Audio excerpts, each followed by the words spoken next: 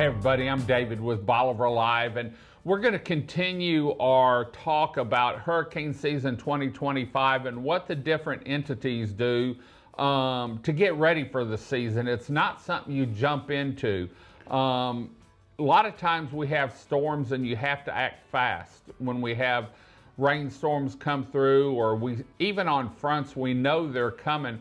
On hurricanes, it's the same way. You know they're coming, but you've got to be prepared for it. And a lot of these entities run models and do drills and stuff. Energy did, and they talked about what they do. Brad, we had Burl last year, and actually didn't do too bad. Could have done better, but as far as damage, the tornadoes is what did the damage, I think, more than anything there. What does Galveston County Office of Emergency Management do to prepare for hurricane season 2025? Y'all are unique in that you have the National Weather Service in the same building. In fact, I think there's a window that y'all can talk between war rooms and that. What's the county do, or the Emergency Management Service do, to prepare for hurricane season? So our two priorities are community engagement and stakeholder preparedness. So we spend a lot of time meeting with our partners at the federal, state, and local levels, private partners, our VOAD partners, nonprofit groups.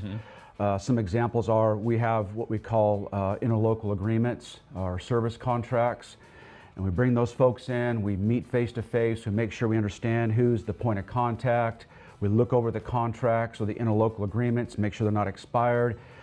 Just kind of go through and make sure that the services that we might need are included in that contract. That's one piece of it there. We also participate in a lot of these events, such as Entergy's drill. We were just out here, I want to say last month, actually at the Bolivar Peninsula Special Utility District.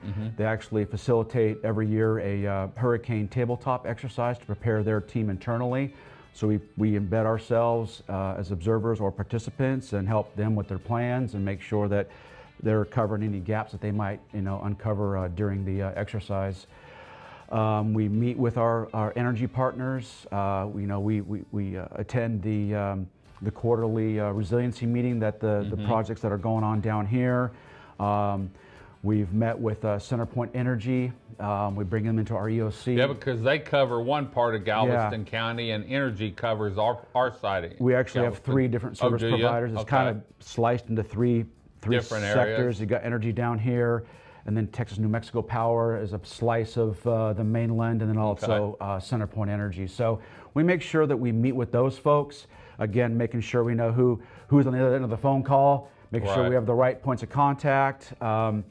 We'll help them. We'll review their plans, participate. We did participate in exercise with Texas New Mexico Power as well, a tabletop exercise. So it's important for us to be involved in their processes and understand what they go through, what kind of protocols they have, so we're not delaying any processes or missing out on any information. Great. And this is just a quick question. What's the biggest thing individuals over here can do to be ready and prepared? I'm sort of throwing this on you, but you've been training along with all the other entities, and Chris and I have a deal where usually every April, May at the latest, she goes through and double checks our box that we have, and we know that she's going to leave. When I say it's time to leave tomorrow morning at 3 a.m., you're going to leave and catch the 3:30 ferry. We know we've got room for one cooler. She takes her phone. She has a charger. She has backup battery to charge her phone. And she typically goes to my mom's in Austin. Then I stay down here and usually huddle down in Highland, or I'll go to Winnie or Katie. What can people do to get ready for that? So it's a great segue. The first thing is make a plan, and it sounds like you're leading by example. So I appreciate that, David. So you have a plan. Have a plan. You need to know where you're going. Obviously, you've got that box checked. You need to know what route you're taking to get there. How are you getting there? making sure you have fuel in the vehicle, that's your mode of transportation to get there.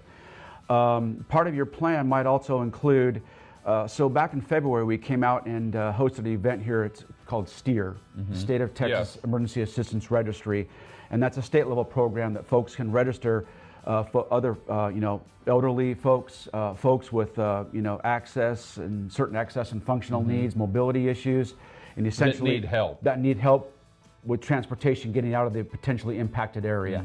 So it puts them on a list. It puts them, kind of gives them a priority, if you will. It doesn't guarantee resources, but it gives them a priority. And the most important piece is that it puts an obligation on the local governments to reach out and check on them and see, okay, you're on this list. Do you still need a ride? Are you okay? If you're not okay, what's your situation? How can we help you? And we can take care of it. And they're not left stranded, trying to figure it out when the storm's coming through. So making a plan. Other piece of making a plan is communication. What's your communications part of it? So essentially, we highly recommend having somebody outside the area to contact and communicate with, because typically what's going to happen, people are going to be calling you, checking on you here. And that just bogs the system down. You don't know what the connectivity is going to be like. So you need to have in your plan of somebody you can contact and coordinate with outside of the area. So that other people can contact them, say, hey, have you heard from David, or have you heard from Chris? And that, like for us, that's typically my mom or my sister. Yeah. And stay in contact with them. So the other piece is build a kit. So there's a long list. We have GCOEM.org. We've got all this information listed. We've got you've got our disaster guides here, but there's the obvious with, make sure you have at least 3 days of supplies of food and water, that kind of stuff. That's all the obvious stuff, but there's the other critical important stuff like documents, right? Deeds for your house, titles for the car, medical papers. And medicine. Extra medicine, prescriptions, you want to stock up those. Every time during the 6-month hurricane season, you should be going to the doctor in April, getting that all lined up.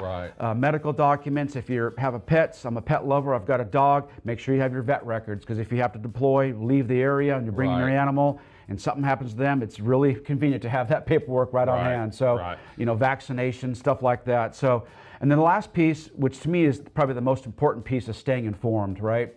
So we made a big part of it was the STEER. STEER is also part of the process of staying informed, right? We have alerts, just as we're dealing with storms like this morning. We've got the severe thunderstorms rolling through. We just have a lot of different kind of weather that rolls through the region in general, not just Galveston County. That it's so, our new guide, it's not a hurricane guide anymore, it's a disaster guide, because we need to be prepared for... I noticed that because we had a tornado at Christmas time. We had a snow, and then ice. I think in the last 6 months, you and I have talked about snow, tornadoes, and rainstorms. Hopefully we don't have to talk about hurricanes this year, but we really get a lot of different weather. It's not just hurricanes anymore. So signing up for alerts is what everybody needs to do. And there's a lot out there. FEMA has an app.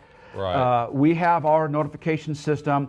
If you live in any part of Galveston County, we have 13 jurisdictions, right? Every jurisdiction has an alert system. So if you go to our website, we have every jurisdiction's alert there to sign up for, in addition to our county alert. So there's no reason that you can't stay informed. The stuff is out there. And I want to circle back real quick to the not staying informed, but making a plan. Documentation. One key important thing that folks need to do as well is taking pictures of their house. Pre-storm. Make sure you just walk through your home and video the house inside and outside. I'm telling you, if you don't do it, it's going to delay and also making sure that you have the right level of insurance for your home is very important. So we've been talking about that through our insurance person. Once a year in March or April, you need to go through and check your homeowner's policy, because home values go up. You make changes, and so you want to make sure that your home's covered. And the insurance companies don't know that. So, and it just I just kind of fell into that situation where I just put a big shop on the back of my property, and I'm like, oh boy, we need to call insurance. That's what I just did this week. I literally got an updated insurance policy for that extra big dwelling in the back of my property for that. So you have to, You have to Very cover important. it all. Yeah. Well, for more information, make sure you go to their website, and you can download the disaster guides, sign up for everything. We also put out information that we get from GCOEM, the water department, the energy, the county. And so if you're not informed, it's because you don't want to be informed, is all I can say. Brad, thanks for joining us. Hopefully we don't have to come back and talk about a storm this year, but if we do, I can tell you, we'll keep you informed. We're going to head on out. Y'all have a great day, great week. Come see us. God bless, and bye-bye. Video equipment is sponsored by Crystal Beach Decor and More, located at 1959 Highway 87 in Crystal Beach, Texas, and Beachy Beatnik Boutique and Jewelry, located at 970 Surfside and Highway 87 in Crystal Beach, Texas. Thank you to these two businesses for being our 2025 video equipment sponsor for Bolivar Live.